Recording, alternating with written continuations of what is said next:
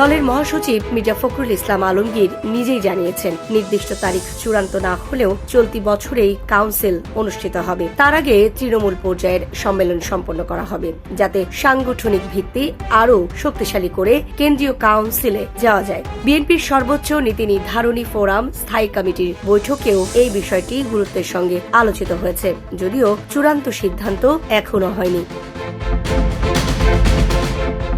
এই বছরের কাউন্সিলকে ঘিরে সবচেয়ে বড় আলোচনার জায়গা তৈরি হয়েছে মহাসচিব পদ নিয়ে। দীর্ঘদিন ধরে এই পদে দায়িত্ব পালন করা মির্জা ফখরুল ইসলাম আলমগীর স্পষ্টভাবে জানিয়েছেন, তিনি শারীরিক ক্লান্তি ও বয়সজনিত কারণে দায়িত্ব থেকে সরে দাঁড়াতে চান। তিনি বলেছেন, দীর্ঘদিনের রাজনৈতিক সংগ্রাম, কারাবরণ এবং নিরবিচ্ছিন্ন দায়িত্ব পালনের ফলে তিনি এখন শারীরিকভাবে দুর্বল হয়ে পড়েছেন এবং চিকিৎসকদের পরামর্শও রয়েছে কাজ কমিয়ে দেওয়ার। তার ভাষায়, কাউন্সিল পর্যন্ত দায়িত্ব পালন করলেও এরপর তিনি রাজনীতি থেকে অবসর নিতে চান।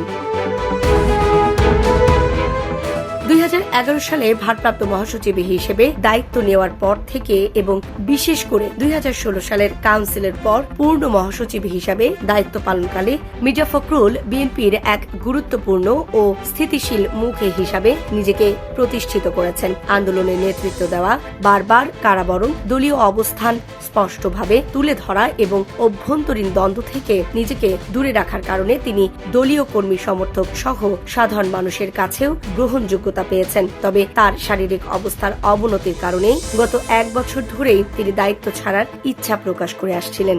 জানা যায়, তিনি বিএনপি চেয়ারপারসন খালেদা জিয়ার কাছেও পদত্যাগপত্র জমা দিয়েছিলেন, কিন্তু দলীয় প্রয়োজনে তাকে দায়িত্বে বহাল থাকতে বলা হয়।